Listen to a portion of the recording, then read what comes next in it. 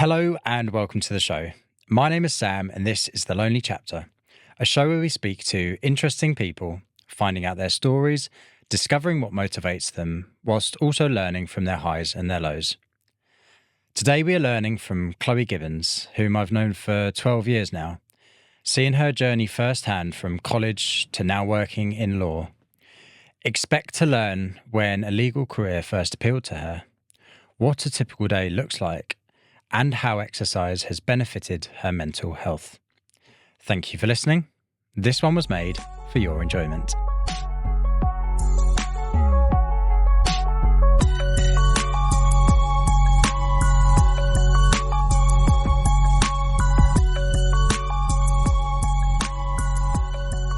Growing up, we rarely know where we want our lives to go and what we want to do with them. What point of your life was it where law first entered your mind as something that you would like to pursue? I think it happened quite late for me. So in primary school, I had a couple of friends who wanted to be lawyers and I didn't even know what a lawyer was. And they would, we were young, we were in like year 5, year 6, and they kept saying, when I grow up, I want to be a lawyer. And I think at that point I wanted to be a dancer or something completely different. And these pals of mine that wanted to be lawyers were very kind of big characters, very loud. And whilst I'm that now, I wasn't when I was that age. And so I remember looking at them thinking, yeah, okay, I guess that's like you're just going to be loud and bold and argue is kind of what I thought. And then I did A-levels, and kind of coming up to the end of A-levels, everyone is applying to UCAS, applying to universities. And I thought, well, everyone else is doing that, so I'll do that. And you just follow what everyone else is doing. And then I thought, okay, I'm applying to all these universities. What am I actually applying for? And so at that stage in my life, I wanted to be a writer. That was what I wanted to do. I wanted to be able to tell beautiful stories or, report things, or just I wanted to write. And so we have a very good family friend of ours who worked for a big newspaper. And I said to him, what do I have to do to be you? That I want to be you when I grow up. And he said, don't do an English degree because when you come to join a newspaper or you join a magazine or whoever it is that you're writing for, the first thing they're going to say to you is just forget everything you've learned. They will have their own style of writing. They will have their own tone, whether they're talking about the news or gossip or reviewing makeup or fashion, whatever.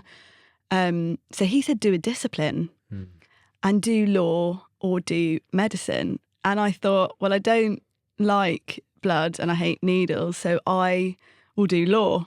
And I didn't really know what that meant. I didn't really know what studying law was, but I thought, well, I'm quite good at English. I can read. I like writing, so that works. And so my mum was fab. We went to pretty much every uni around the UK, looking at all the different universities, what the course was like. And it was interesting, going to these like mini lectures that a lot of them did on their open days, talking about all these amazing cases. I mean, a lot of it is criminal. So I think when people think about law, they think about criminal law because it's what you see on the TV as well. Yeah, it's what you see on the TV, and like there's lots of documentaries about it and there's dramas and it's all very crazy. We call it sexy law. It's very sexy law. But so it was all very cool. And I just thought, yeah, this is cool. I'll just do law. But even then I did law thinking I would end up as a writer. It was never to become a lawyer. Okay. And so, yeah, I started uni, started doing law. I actually hated it for the first year. I tried to change courses because I think law attracts a very specific type of person, and I think the university that I was at attracted a particular type of person, and I felt very different. I remember being in like a seminar, and the leader asked us a question, and I thought, I don't even understand the question to give you an answer, and so I just said, I don't know what's happening. I don't know what you're talking about, and I just burst into tears when I asked that question. And she took me outside and she was like, why are you so upset? And I was like, I feel really stupid because everyone in this room knows what you're talking about and I don't. And she said to me, you're the cleverest person in this room because you're the only one that asked the question. Yeah, that's such a good point. She was called Lydia, I think, and she absolutely changed my trajectory in law, because that was the first time someone had acknowledged that it's okay to not know what's going on.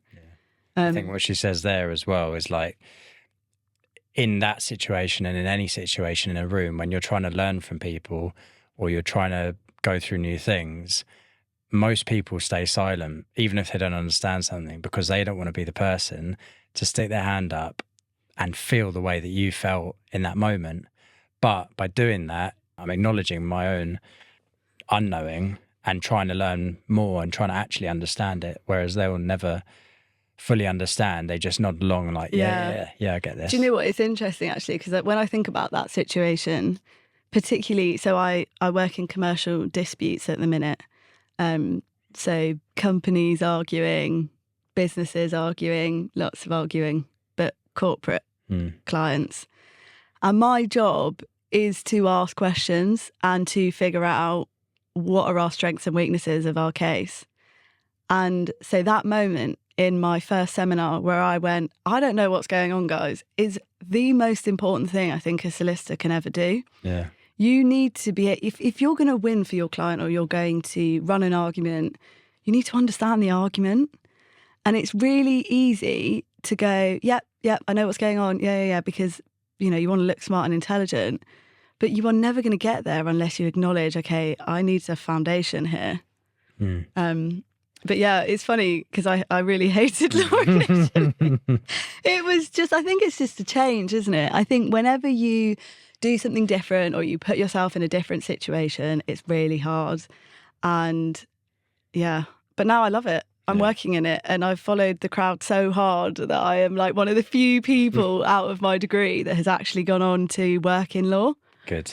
Yeah. Well done. So I just want to jump back in time a bit, because you spoke at the start and talking about UCAS, talking about going along with other people and the university direction that seems to be the one that is pushed a lot by schools. When you're that age and you're going to university, that's all you really get told about. They do mention that there's other stuff like your apprenticeships on the side. But I think for certain people, the university isn't the way forward. I didn't go, and I sort of went along with the crowd, like you said, but maybe in hindsight, if there was other options presented to me better, maybe that would have been something that I would have taken on. I mean, I'm happy with where I am, but on that day, that results day, I'd chosen 2 universities. Obviously, your second choice is meant to essentially be your safety, with lower grades. I chose the 2 universities with exactly the same grades because I didn't want to go anywhere else. And I only wanted to go to those ones because of the sports facilities. So when I didn't get into them, it was like a wake-up call going, do you actually want to go and learn? Or do you just want to like play some sports and do some stuff with some fun people? It was like, probably the second one actually. So going back to your the results day for you, can you just talk us about that and the emotions and stuff on that day? And so it's really funny that I didn't know that you didn't get into your universities, because we were very good friends at that time, and it's that pressure, isn't it, that following the crowd thing. But I also didn't get into my first choice university, so I got really good grades at at A level, and I was head girl at school, so there was a lot of people who wanted to know my grades. I had a lot of pressure on me to get into a good university, particularly because I was studying law. And so go to school on results day, get my results. I was quite pleased with them. And I think because of the schools that I've been to and that we'd been to, the grades had been lowered slightly for the universities that I'd applied for. So I thought, well, I've got decent grades. It wasn't actually the grades that the uni had offered me. It was like one higher, one lower, but I thought, well, it weighs out, so it'll be fine. But I hadn't heard anything. And so on that results day, you go into school and everyone's like really excited because their UCAS had updated at midnight, like before they'd even got their results. So everyone's like, well, I don't even care what my results are because I'm in. And I thought, gosh, I haven't heard anything. That's really weird. So I go, pick up my results, haven't heard anything. and my the head of sixth form said to me, well, why don't you give them a call? And so I went home and I gave the university a call, and I hadn't got into university, or the university that I wanted to go to, my first choice. And I think it was probably the first time in my life where I realised that the pressure that I put on myself can sometimes be overwhelming, and that I can't cope with that pressure sometimes, because I imploded. I mean, I just felt like such a failure. And I mean, now in the stage I am in my life now and the person I am now, I think it is really important that we feel that every now and again. I think the feeling of being a failure is really, really defining. And it's something that will stay with us forever, but it shapes how we are going forward. And so I did what any kind of 18-year-old does when they're feeling a bit rubbish. I went out with some friends, went a bit wild, went out with some friends who were not going to university, who I didn't go to school with, and just like forgot about it for the night, because it was horrendous, the feeling that day. And then I came home and told my kind of head of sixth form, look, I didn't get in.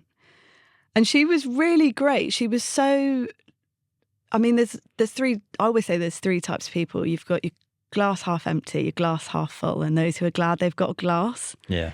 And Miss Reddings was one of those who was glad she had a glass. And so she said to me, okay, well, you applied to 4 other unis, so come on, let's figure it out. And so I called Nottingham, and they were like, yeah, of course you can come and study with us.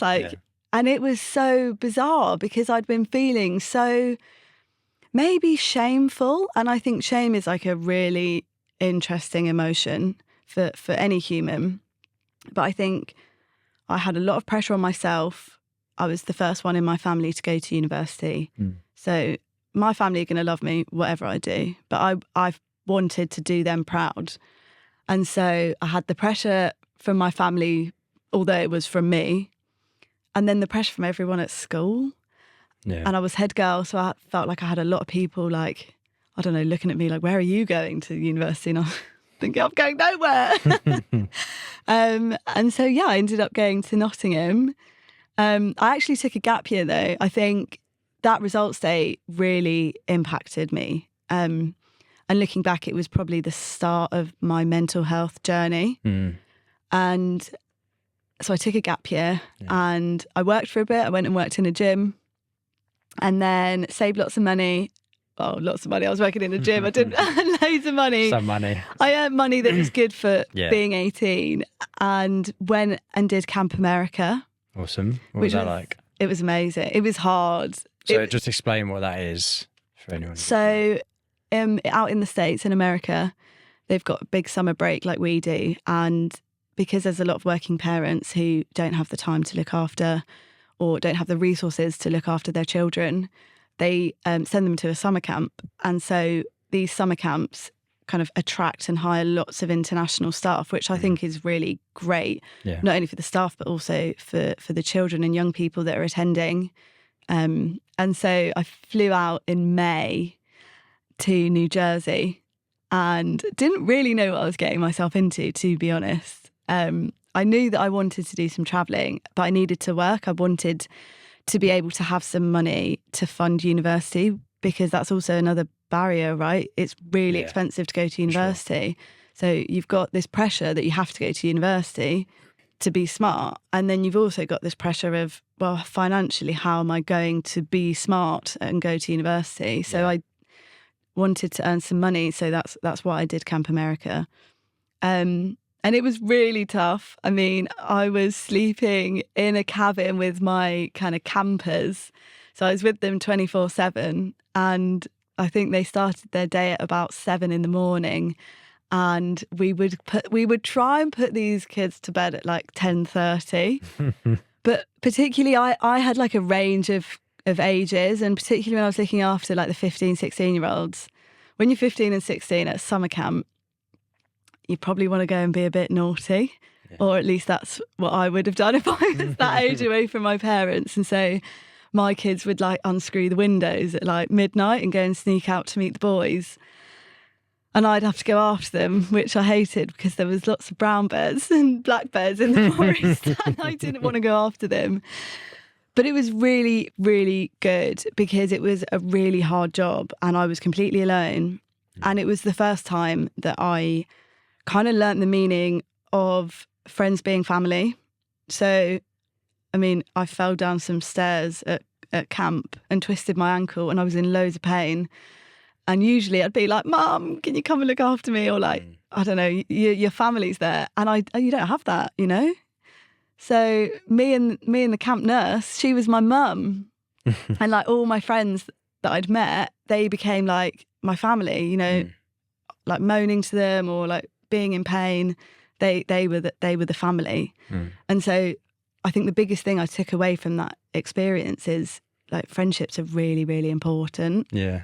And they're probably the most important thing in my life. I think it's funny when you started doing this podcast and you called it The Lonely Chapter and we were talking about the meaning behind it. I've definitely had a lonely period in my life. Yeah. But with most things, my friends are my absolute rocks. I mean, I feel incredibly lucky. I've also worked incredibly hard at my friendships. But I think, you know, it doesn't matter day, night, I've got someone that I can call. I've probably got a few people that I can call. And everything I've done in my life has been because I have incredible friends around me. We'll come on to talk about it. Yeah. Even my results, my exams. Yeah, just having those people around you. Yeah, 100%. And like you say, they can become as strong as family, if not in some cases stronger. So yeah, it's so important. So going back to the year of travel, so you did your Camp America. Sounds like that was quite a good experience. And obviously you've also got you're put in charge of people who aren't that much younger than you, some of them. So it's probably quite a learning experience in terms of that as well. And just having that bit of authority just to make sure to learn how to use that in the right way and to get them on side. So following Camp America, where did you go next? Came back, got straight into university. Okay. So I came back really late August, and then started like the Monday after, straight into uni. Oh, wow. Yeah. Awesome. Yeah, it was tough. It was a bit of a culture shock. You know, I've just been doing crazy things, mountain biking, down the Appalachian Mountains I'm in Nottingham. And then you did some other travelling as well during your time at uni as well? What was that like? So when I was looking at universities with Mum, I think I mentioned I didn't really know what I was looking for in a law course. I didn't know what the law was. We don't get taught it at school either. So I don't know what I'm looking for in a course. But one of the big things that I was looking for in a uni was, did they have a pole dance society? And did they do a year abroad programme? I just had it in my head that I wanted to do a year abroad. And I think I didn't have the finances to be able to fund a big travel without either working or studying. And so doing a year abroad kind of allowed me to go abroad while studying and also do some travel. And so in my second year of university, I applied to go to Hong Kong and was set on going to Hong Kong. And I feel like what happened again with university, I didn't get Hong Kong. And I did get Singapore. And I had myself geared up for Hong Kong. And I think this is like one of the things I'm learning about myself is I need to be more flexible. You know, it's great to have a goal. There's also lots of goals that you can aim for in life. Yeah. And it's very easy to get fixated on something. And so I was given Singapore, and I had a lovely boyfriend at the time who I called him and I cried to him and I was like, oh my gosh, I really wanted to go to Hong Kong and I haven't got it. And he was like, well, what did you get? And I said, Singapore. And he was like, right. And he hung up. And I lived in Nottingham and he lived in Peterborough. And he drove over and he brought loads of food from Singapore. And he was like, you're going? Like, you are going. That's nice. And it was so lovely. And so, yeah, third year of university, I flew out to Singapore.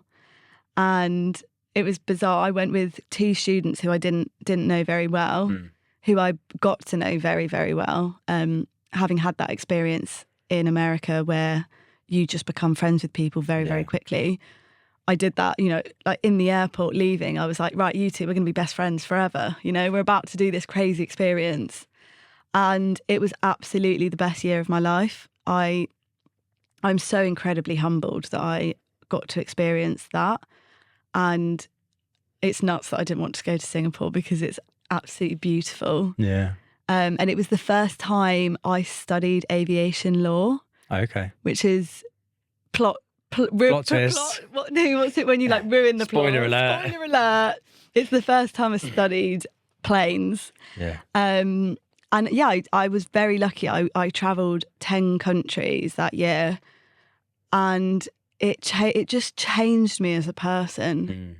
You know, I think the first trip I did, I went to Indonesia, and we went to Jakarta, and then we jumped on a boat to like the Thousand Islands, and we were on this beach, and there was this like tiny toddler, and I just love babies, and so I just went and started playing with her, and she had absolutely no idea what I was saying because she didn't speak English, and I also didn't speak Indonesian, and we played for like 3 hours, and it was so grounding, and it made me think, oh my gosh, we are all the same. Humans are fundamentally the same. And I just learned that, like, that kind of lesson was embedded into me every single time I travelled somewhere different. Everyone fundamentally wants to love and be loved. And that is kind of the end of the story. Yeah. And it's human nature. Yeah. And it makes me, you know, there's lots of things going on in the world at the minute.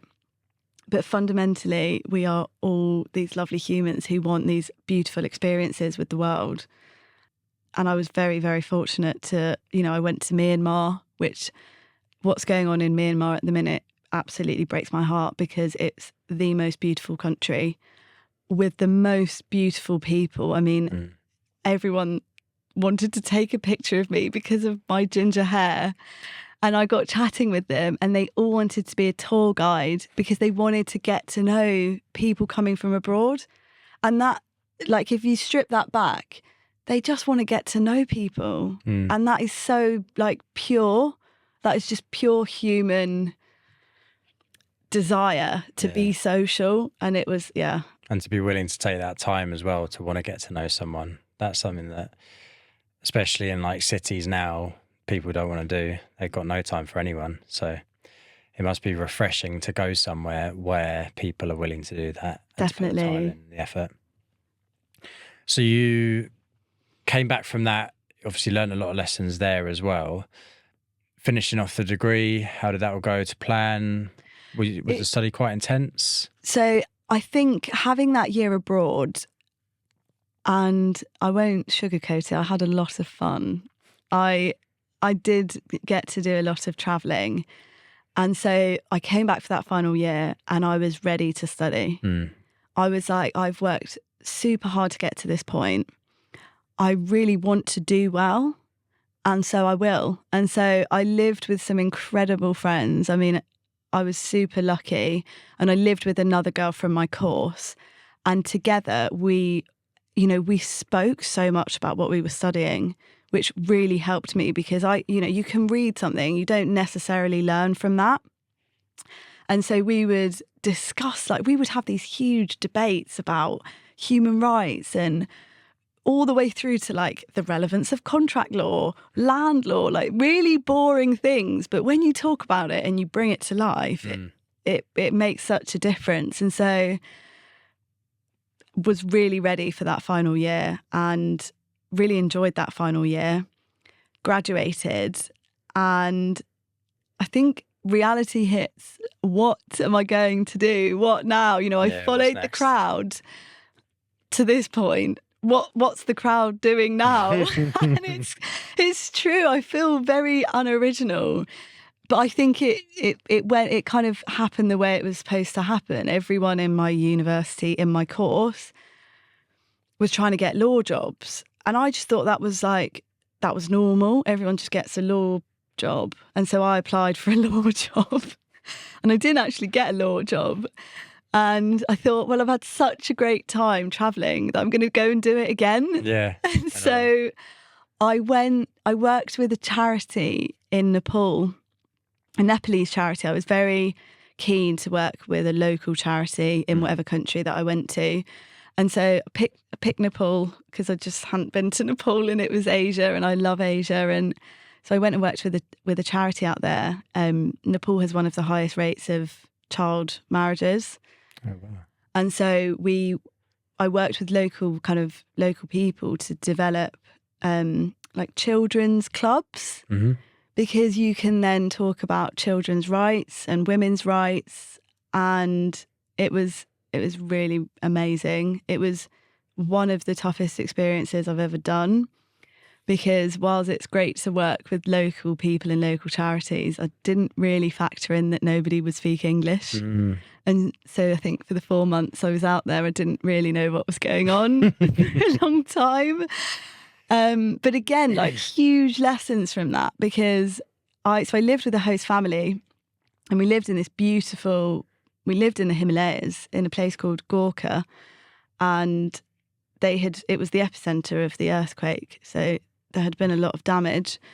And so we were living with this family in their house, and the only way I could communicate was like through acting or dancing. Charades every day. Yeah, and Nepal have a lot of celebrations, and so I was very, very fortunate to be out there when they were celebrating Diwali, and I just danced for like 7 days, and that really that got me into the village. Like they just thought, this girl is nuts, but she is involved. Yeah. And it was so beautiful. But it was really tough because there are lots of cultural differences, and I think I wanted to go and explore by myself, for example. And fair enough, we were on the side of a mountain. Like, it was quite dangerous maybe, and there were tigers apparently. But I just wanted to go on a hike every now and again by myself. And as a woman, I shouldn't do that. And I found that incredibly difficult. I did it anyway. And Rebel. yeah, Nice. well, I just thought there's lots of little girls here watching me, and they might not see a woman do something like this. And so me going for a walk and then coming back and being fine that's learning in a way. Yeah, like a role model of sorts. Yeah, but it was really tough. And you went out there alone? Yeah, I didn't know anyone. I went out alone. Yeah, so what was that like, going out?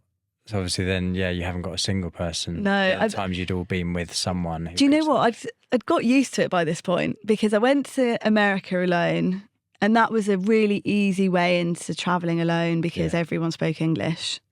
And then I went to Asia and I was alone, but I met people who were also on exchange programs who also spoke English. And so that was like stage 2. So then stage 3 was going somewhere where there was like 3 English speakers. Yeah. And I loved it. Like it was tough. But I think it's made me who I am. I think you can put me in any situation. I'll walk out with a best friend. And like I've seen that, yeah. My partner's getting a bit sick of it. I went to the pharmacy the other day and I needed to pick up a prescription. And then I just told him the entire backstory of my life. And my partner, we walked away and he was like, why do you do that? Why do you tell everyone everything that you're going through? And I thought, well, I don't know, he's really bored on his shift. And I want to talk to him as a human being. Yeah. And you know when you go and order something, I always say, how are you? How's the shift going? What, like, I don't know, what's going on with you? Like, tell me. And people are thrown by it. Like, 100%. People sometimes are absolutely flawed when you respond to them. But I think I have learnt the importance of interaction, and I've been in situations where I haven't been able to do that, and I felt really uncomfortable. Like in Nepal, I found it really difficult not being able to just chat to everyone. And I learnt the basics, which were no spice, spider, and then please, thank you, good morning, good evening. I learnt my numbers, I learnt my colours in Nepali. But I wanted to get to know people, and it's really, I found it really difficult. And so now I do it with everyone. Yeah, I think that's one of the lessons I spoke about in one of my earlier episodes, which was like people are interesting. And obviously I knew that before this, but having done this now and speaking to people and learning from people, it's mind-blowing how much people do have to talk about. And I've started doing what you were talking about there, where you go into a shop or a coffee shop or whatever it is, newsagents, and rather than just putting the stuff on the counter and waiting for them to tell you how much it is, just say, how are you? Or like, how's your day going? And like you say, they're shocked. They're like, what? Yeah. This is outside the normal script. This isn't normal. Like, what's... But it is, and it takes nothing. It takes nothing out of your day. You're standing there regardless. So you may as well ask them how they're getting on. Definitely. And then if a conversation starts from that, so be it. And if not, so be it. Definitely. But it's definitely a nice thing to do. And yeah, you've definitely got the knack for it. I've seen that. Everyone seems to just get on with you immediately. Yeah. So it's because in about 5 minutes of chatting to someone, I know like their entire background, or they know my entire background. And I'm very passionate about people being heard. Yeah. I think everyone has an incredible story. And when I say incredible, it doesn't necessarily mean that story has always been really happy. But people are really interesting and you can really learn from them. And I think it's why I love what you're doing with your podcast, because boring normal people like us who aren't mega celebs, we have stories and we've got journeys, and I think you can always learn from someone. 100%. Everyone has been through something and everyone has felt rubbish about something. Everyone's also felt joy about something. And for example, had we not spoken today about not getting into that university that day, we both must have a cloud over that day. But by talking about it, that cloud suddenly becomes less and less cloudy. Yeah, 100%. Like doing this, speaking to people like yourself and other people who I've known for a long time, I'm still learning more about them, and it's stuff that I wouldn't learn having not had these conversations and not doing this. And I think, across the board, if we can start having more conversations, they don't have to be like an hour long or whatever, but just going a bit deeper, finding a bit more out about people.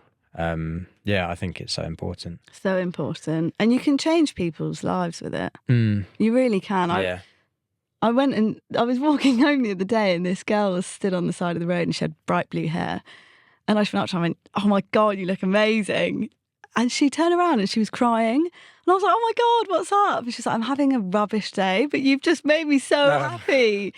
And it was like, oh my gosh, this tiny thing that I was like, shouldn't I? And I was like, no, you never see someone with like really, but she just looked cool. Like she had a great outfit on. So I'm just going to go up to her and say, you look amazing. Like another day, another slay girl. Yeah. And it changed her day. Like she turned around and she was crying. And I was like, whoa, tiny course corrections can change everything. Such a nice thing, isn't it? Like compliments and stuff. And yeah, in this day and age, I think people are probably scared to give compliments sometimes for coming across in like a coming onto you sort of weird way. But yeah, as long as it's done right and with good taste, like I think that is something that, again, you can do, which is such a minimal cost to you in terms of time. But like you say, in that situation, it completely changed her day and made it much better.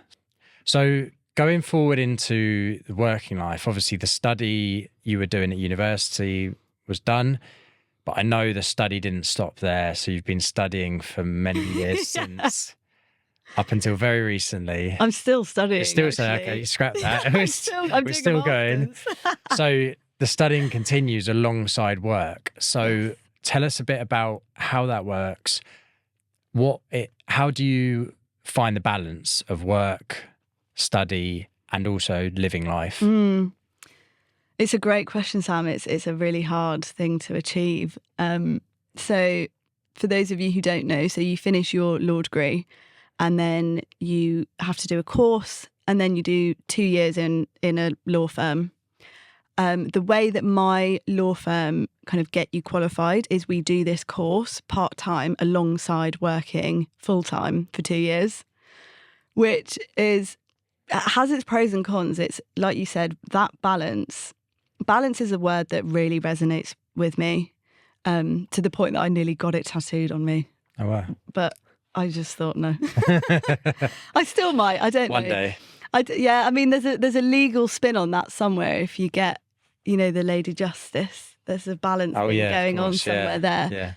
Yeah. It's very, very difficult. I think, like I said, my friends are the most important thing to me, and my friends get me through everything. And so that means working hard to keep those friendships. So it's 2 years, right? I've got to do 2 years of work and study and life. And so that's just 2 years of working that little bit harder, finding that time to do a little bit more.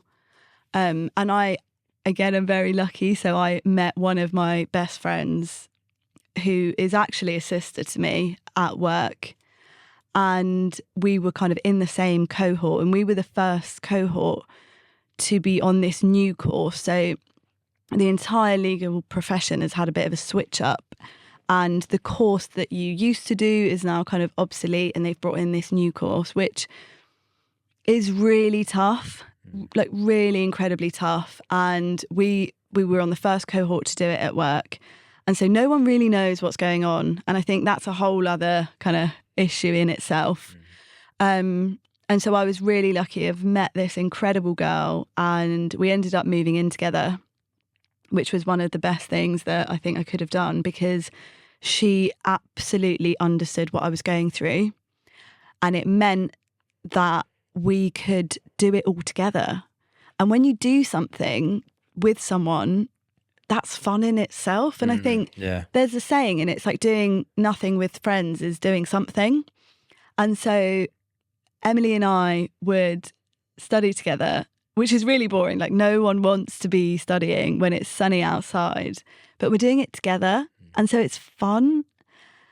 But it's incredibly difficult. And I think the profession is incredibly difficult because not only is there an intellectual element to the profession, so you really need to know your stuff, you also need to be able to present that knowledge and that stuff in a particular way. And that's very difficult. For me, it was very difficult because I haven't come from a corporate background. I don't know any lawyers.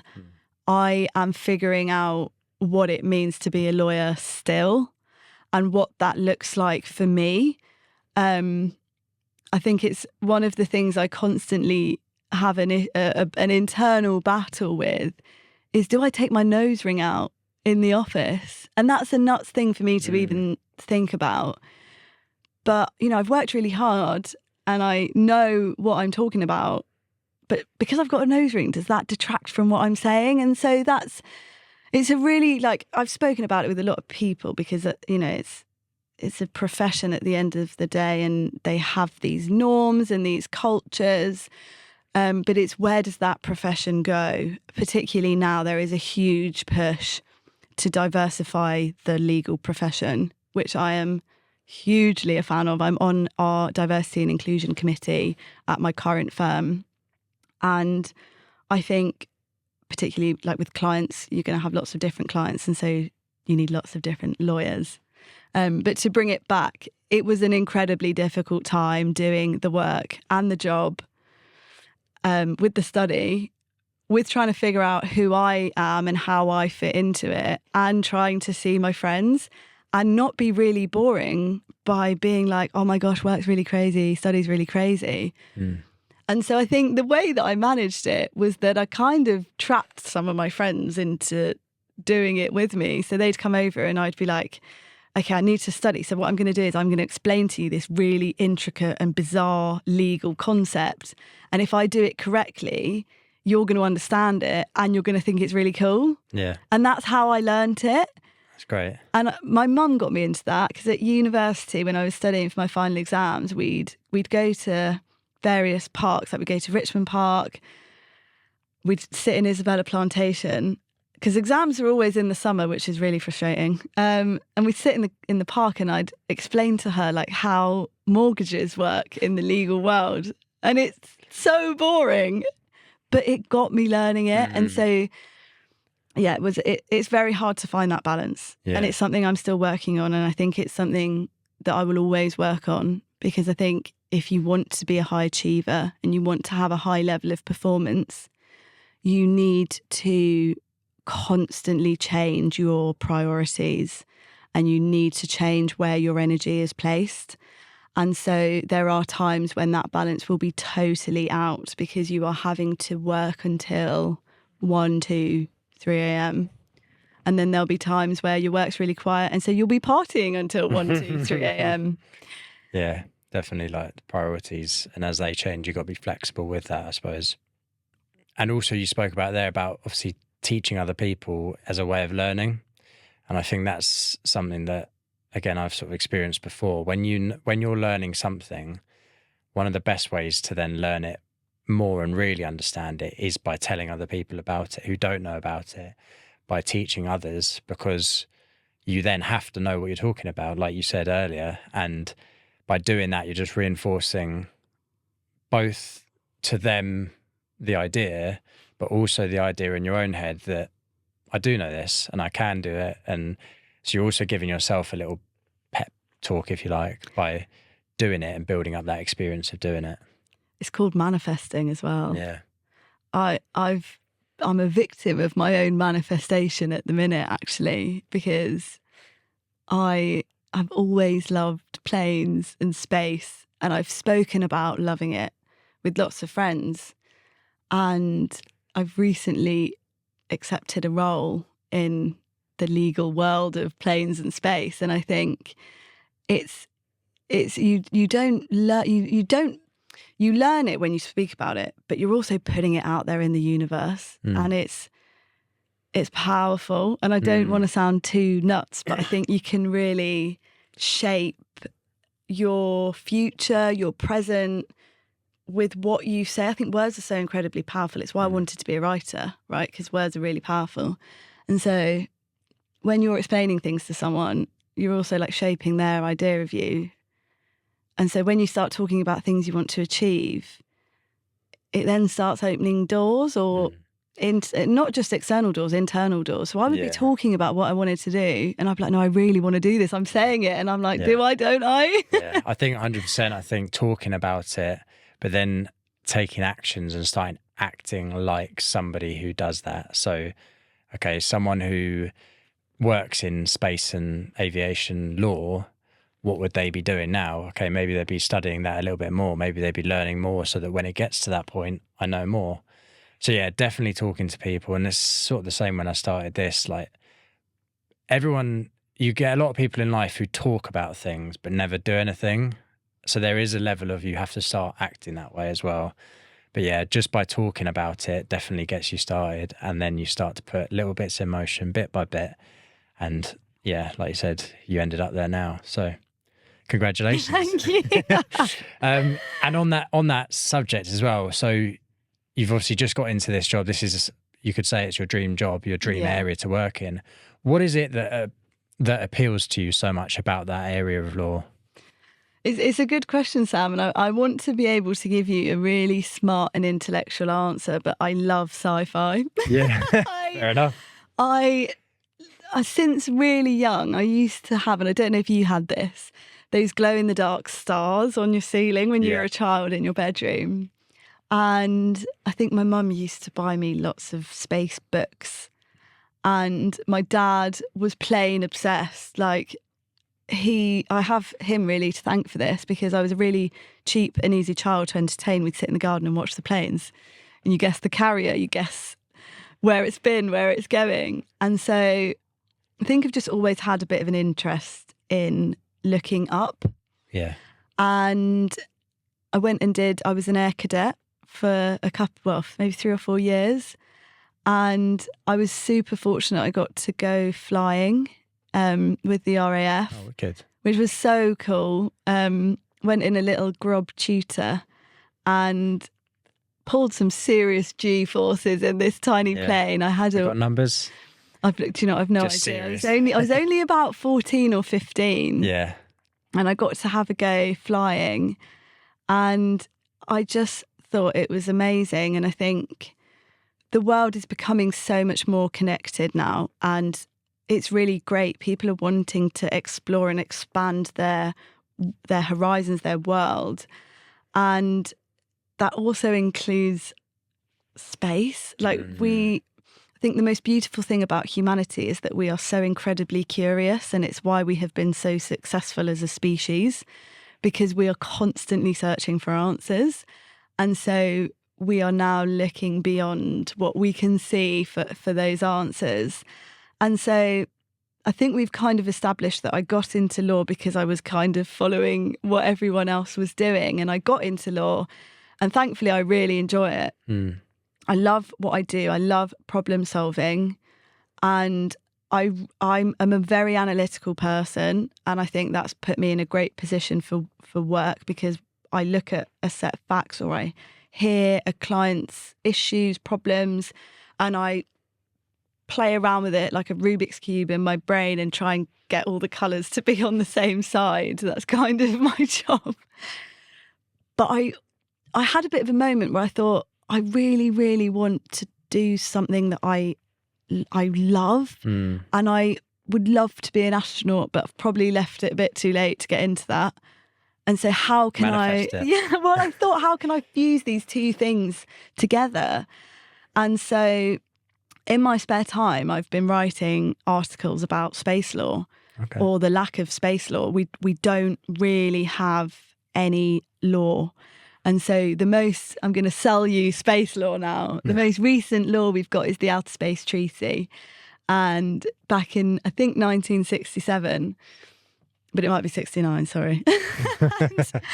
It says that kind of all of mankind own a fair and equal share of everything out there.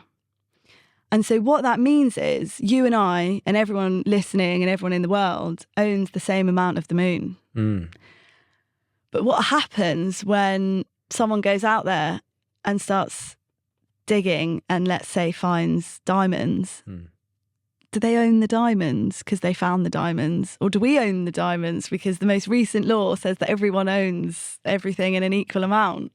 And so to me, that's really interesting. Yeah, and I think it's like a dilemma, isn't it? Yeah, it's a huge problem, because we're incredibly innovative as humans, and we have the technology to mine in space.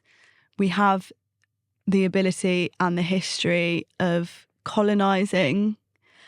And so it's really important that we have the right legal framework and the regulatory framework to make sure that whatever we discover is used in a sustainable way, and that is used in a way that benefits everybody. And when I say everybody, that could potentially also include the people that are already using it out there, or the people that are already living out there. You know, we don't. I know it's a bit nuts, but you never know. Yeah, the size of the universe and the size of everything within it. We're such a small part. There's almost no doubt in my mind. There's got to be something other out there. Definitely. And so I just think it's a really new and really unexplored legal sector, but it is there. And so I've accepted a job in aviation, but with a team who are very keen on space law. And it's actually how I met them. So I've written these articles on space law. They have been published, and I wanted to keep up to date with the sector, because I don't work in it currently, and I never have worked in it. I've studied it and I love it, but I've never worked in it. And I'm part of the Royal Aeronautical Society, which is a great society that does lots of events about planes and space, and they've got some really great literature and some great guest speakers. And they were doing an event on space law at a law firm. And I thought, well, I've got to go to this. This is really cool. And they had the lawyer for SpaceX there, and I thought, I really, really want to hear what she has to say. And they had people from the Department of Transport, so that's our government. They regulate, and well, they don't regulate, but they're kind of like the legal body for space in the UK. And they had the Civil Aviation Authority there, which are the regulators of aviation and space. And so I thought I need to go to this event because I need to hear what these people have to say, and I need to get to grips with the legal kind of side of my passion. And I went, and I had a great time. I came home and I was absolutely buzzing off the event. I just thought it was incredible, and I was so inspired to pursue this career. And a few months later, the team that had hosted the event were looking to hire. And so fate kind of fell into place. And I think it was perfect, yeah. Yeah, it was one of the first times in my life where I feel like something went right. Yeah. And I had a bit of a period of reflection because I thought I've had all these setbacks. And one of the setbacks we haven't spoken about actually is I'd applied to another team doing a very similar role, aviation and space, and I didn't get that role. And I didn't get that role because while I was in the top 3 and while I was the most enthusiastic candidate and I'd performed, I think, pretty well on the technical, they were looking for someone who had attended a better university than I had, and someone that had trained at a better firm. And it was rubbish. It's just how it reads on paper for them. Yeah, it was absolutely like a person fit rather than maybe a brain fit. And it's sad. And I think, unfortunately, it does go on in the legal profession. We're trying really hard to make it diverse, but I think there will always be cookie cutter positions for people. And it felt really rubbish. But I think because I've been through so many disappointing moments in my life and felt like a failure so many times, it actually didn't hit as hard, this one. And I thought, gosh, it's only taken 28 years for me to be able to deal with this feeling of failure. Yeah. Well, you've spoken about failure a few times now, and I think like that's something, again, which we only learn through failure. And it's horrible to fail because it's the thing that everyone's scared of. Doing anything, just, speaking to someone, asking someone on a date, you don't do it because you're scared of being rejected, like as an example. But by failing, you learn it's not that bad. You start learning, okay, what went wrong here? What can I do next time? And then you start to progress. If you're not failing ever, then you're not really putting yourself out there to do anything outside of your comfort zone. And then you don't grow as a person, essentially. So failure is one of those weird things where we look at it as a negative, but actually it's a massive positive, and going through failure makes you a much stronger, resilient person. Yeah, I do a lot of journaling, and I was journaling about failing, and I got to the point where I wrote, and I wish I brought my journal to read it, because I thought, gosh, this is really great from me. And You're so good at this. Well, because sometimes you feel these feelings and there's a lot more to it, and you can really explore why you feel something. And I got to the point where I said something along the lines of, just turn up in the arena, like just turn up. Because even if you get knocked down, you will make friends with everyone else that's down there with you, and you can together bring yourselves up. And I think failure has a lot of shame attached to it, and I think shame is something that we don't speak about a lot, but that influences us massively. And I think when people feel ashamed, they don't speak honestly and they don't speak vulnerably. But I think if we were more forthcoming with the shame that we felt and the guilt that we feel, you can actually get to a more positive place. And I think vulnerability is the biggest driver of connection. And that is how my most powerful friendships have been forged, because for example, when I did my final exams to qualify as a solicitor, I had my first ever adult panic attack.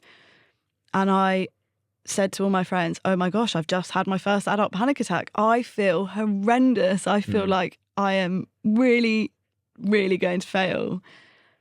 And then everyone else was like, oh my gosh, I felt like that too. I felt really, really disheartened by how that went. I don't think I've done very well. And But I think it takes just one person to say, this is how I feel. And then 9 times out of 10, someone is going to say, oh my gosh, I felt like that too. Yeah. It opens up, and it goes back to that time in the lecture hall where you spoke up and no one else did.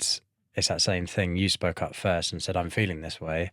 It suddenly unlocks everyone else going, oh, I'm so glad you said that, because I've been feeling exactly the same way. I don't know why we have this shame of judgment. Like, we have this fear of judgment. Yeah. And with that fear of judgment comes shame. So then you hide things that you think people would judge you for. And I don't. But a lot of the time, it's you telling yourself that other people are going to shame you. And in actual fact, as you found out there, no one shamed you. They actually said, oh, like, I felt the same way. Yeah. So it's such a weird thing that we like, the story we tell ourselves in the mind is so rarely, if ever, the same as what's going to happen. So it's fascinating. Do you know, I did it to myself. I kind of coached myself because I'd applied for this role, and I'm not a very good secret keeper, and I told everybody that I was applying for this role, and it was my dream role, and I didn't get it. And I then had to tell everyone that I didn't get it. And I said to my partner, oh my gosh, I'm going to have to tell everyone that I didn't get my dream role that I'd worked really hard for and that everyone thought I'd get. And I said, but do you know what? I actually am really glad, because at some point, someone I know is going to apply for a job that they really want and they're not going to get it. And in that moment, they're going to go, oh my gosh, I know I should call. I'm going to call Chloe because she knows how this was. And that is so much more important to me than being able to be like, oh my gosh, I got this job. Because it's great. And I did eventually get there. And actually all the same friends were there saying, we knew you would get there. It was just... And that doubles up as well now, because like you said, they would look at you and see, okay, well, Chloe did fail the first time, but then she went on and she still got it. So there's hope for me yet. And so then they will go on and push. Yeah. So it's nice to have like the both sides of it as well. Yeah, I tell my friends everything, sometimes too much. And I do say to myself all the time, maybe you shouldn't tell your friends like, oh, I've woken up and I feel really weird today, or I've got a headache today, or I've got this today. But I think it makes people more forthcoming with me. Yeah. And my biggest kind of fear is that people feel alone. Yeah. And it brings it back to your podcast, The Lonely Chapter. Loneliness can be really powerful in terms of it can encourage you to focus on something, but it doesn't necessarily need to be lonely. Yeah. And you can find someone to sit with you in those dark moments. And I think you don't necessarily need to have an answer, or, you know, as humans, we want to say, oh my gosh, it's going to be okay. You don't always need to say that. I think you sometimes can just say, do you know what? That sounds like really shit what you're going through. Yeah, 100%. And I'm really sorry. And I'm going to be here for you, and however you want me to be here. Yeah. Yeah, 100%. And so I'm very lucky. I have that in my friendships, and I never want to lose that in my friendships. And so to have that, I need to be honest and transparent with everyone around me, so that when they're going through a rubbish time, they can lean on me a bit. I mean, maybe I shouldn't be leaning on friends for like the minor issues that happen in my life. My train's delayed by half an hour. Oh my gosh, what am I going to do? But yeah, but issues affect different people differently. And if it's an important day, if there's something you're trying to get to, then a train delay is much more important and a bigger issue than if it's just a standard day of work. Yeah. So, yeah. Just changing the topic slightly outside of work. So, going into like the exercise side of things, exercise throughout your life. Just tell us a little bit of that and your journey into exercise and how that's helped you alongside everything that we've already spoken about. So I think I've always been into dance, and from a very young age, I would put on performances for whoever would watch them. And as I grew up, I went to dance school, and then all of a sudden you become too old to be going to like disco divas. And so Disco Divas. Disco Divas is the dance class I used to go to in New Malden. And so you start going to like exercise classes. Yeah. And I think it was about year 12, my cousin's friend, his mum went through breast cancer and had to have a mastectomy. And so to make herself, or to encourage herself to feel feminine and to feel beautiful, she started pole dancing and she became a pole dance instructor. And so my cousin said, oh, my friend's mum is a pole dance instructor. Do you fancy giving that a go? And I was like, really? That's a bit crazy. Because there's lots of connotations about what it means to pole dance. Yeah. But anyway, I went, and it turns out it's not anything like what I expected. It is incredibly exercise heavy. You have to be incredibly fit to hold your own body weight with your toe upside down. Yeah. And so I started going to classes regularly with a friend of ours. We went every week, and it gave me a sense of achievement that I hadn't got from school or from education. I felt good about myself in a very different way. It was nothing to do with brains and how much I'd read. It was just consistent fun, really, that led to me feeling good about myself. And I think there's a physiological side to that, with all of the happy hormones and endorphins that get released when you exercise. And yeah, I loved it. And so I carried on doing it, and I still do it today. And I'm a qualified pole instructor. And that there is so much attached to it, because there is a huge fitness side to it. I mean, core strength. The core strength is unbelievable. Like, some of the stuff I've seen is like, there's no way you get almost 95% of people. You walk into any gym and no one's got the core strength to do some of the stuff that you do there. Yeah, and there's a great fitness side to it. I think the other side to it, and one of the biggest benefits, is that to pole dance safely, you need to have a certain amount of skin out, because the skin contact with the metal is the grip that you need to stay on the pole. And so you are exposing parts of your body that maybe you wouldn't do in a gym. So you don't need to wear just a sports bra to the gym. You can wear a top over it. But at pole, you might need to have a little bit of your obliques, kind of your sides out, so that you can grip on. And so with that comes a huge journey of your physical acceptance of yourself.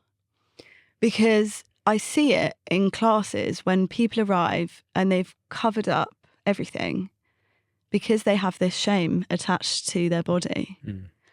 And slowly they come every week, and slowly a little bit more clothes come off, because they feel, okay, I actually really want to do this move, so I need to have this arm out, or I need to do, I need to be able to do a pole sit, so I need to have my thighs out so I can grip. And all of a sudden, this hugely confident, strong person emerges, because they aren't, no one's looking at you at a pole class, because everyone's trying not to fall over. And also, people are quite self-absorbed in life in general. So people are focused on themselves, really, and how they look like, or what they're doing, or what they've achieved. And so all of a sudden you realise, hang on a second, I'm wearing nothing. No one's looking at me. And also, I'm really strong. Yeah. And it's so beautiful to see, particularly with women who have a lot of pressure from social media, from the TV, from magazines, from everything, to look a certain way. And actually, one of the ladies that you interviewed on your podcast, I thought it was really interesting when she was talking about training a woman who said, I don't want to look like a man. Yeah. And it's so, I mean, I wish I could just make everyone feel beautiful. And I think pole does a really good job of doing that for people, because, people hold this move and I see them look at the picture that they've taken of themselves and go, oh my gosh, I can't believe that's me. And it makes me feel so happy to watch people accept themselves for who they are. And the fitness and the physical kind of transformation is a side thing. they're not necessarily doing pole to look great or to have a six pack. They're doing it because it's addictive and you get competitive trying to achieve a move. There's always something else to learn, yeah. Or to make something look more seamless. And then it's the biggest transformation mentally that I've ever seen in anyone. And so because of the work and the job that I do and the studying that I do, it's very cerebral, and I can very easily get into my own head and overanalyze anything that happens in my life, because that's my job. My job is to overanalyze. So it's very hard to come home and then not overanalyze why my partner hasn't made dinner without spice, because I don't eat spice, and I will be like, oh my gosh, you've done this deliberately because you hate me. And you overanalyze. When I go to pole and I have to spin upside down by one leg and not fall on my head, I'm not thinking about anything else other than, is my foot flexed enough to hold my entire body weight upside down? Yeah. And I have never, ever done any other form of exercise that has switched my brain off as well as pole does. I spin regularly and have always spun regularly. And to be honest, when I've had some mental health struggles in the past, I felt incredibly lonely at this period in my life. And it was also over COVID, so people aren't seeing each other. Yeah. And I heavily depend on my friends for a lot of support. And over COVID, that wasn't always there. And I threw myself into spin, which I'd never spun before. I used to look at those people and think, whoa, you crazy weirdos. Yeah. And I actually went to do a yoga class, and the yoga class got cancelled. And I was like, oh gosh, why? I don't want to go home. And then the spin instructor was like, well, I'm about to do a spin class if you want to join. And I thought, no.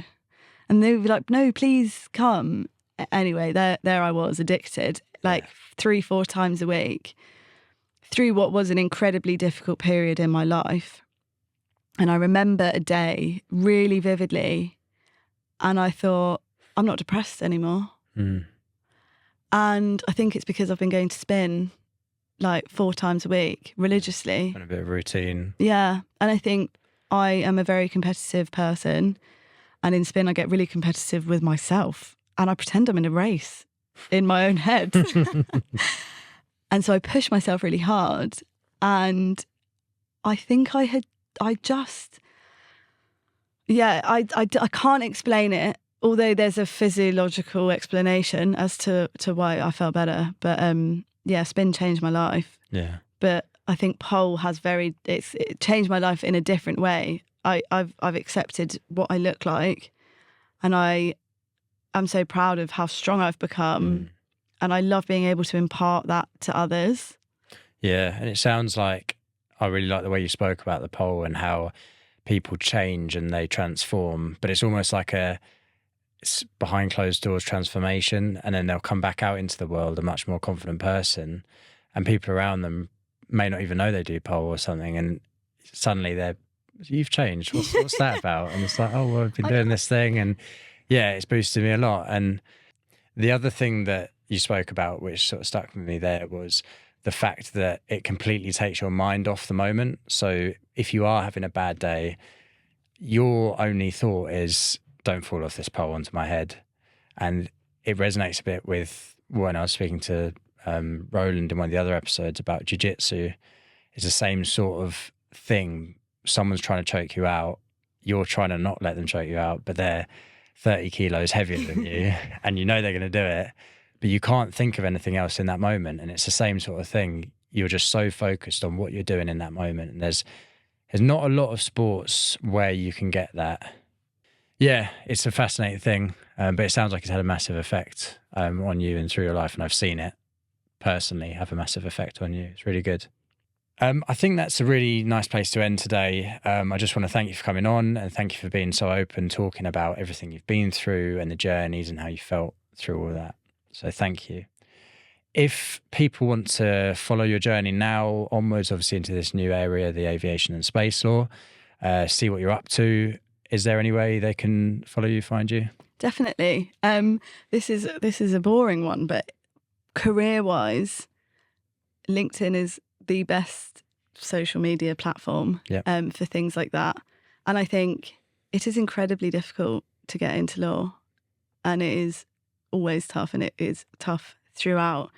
And so anyone listening that is looking to pursue that, please do reach out to me. I'm incredibly passionate about empowering and supporting anyone into the profession. So the best way is through LinkedIn. But for all the fun things, you are more than welcome to reach out to me on Instagram. I'll put the links to Chloe's LinkedIn and Instagram in the description of the podcast, so you can go and follow there as well. If you want to keep up to date with the podcast and everything we're doing, you can follow us on Instagram at Lonely Chapter Podcast. And lastly from me, thank you for listening.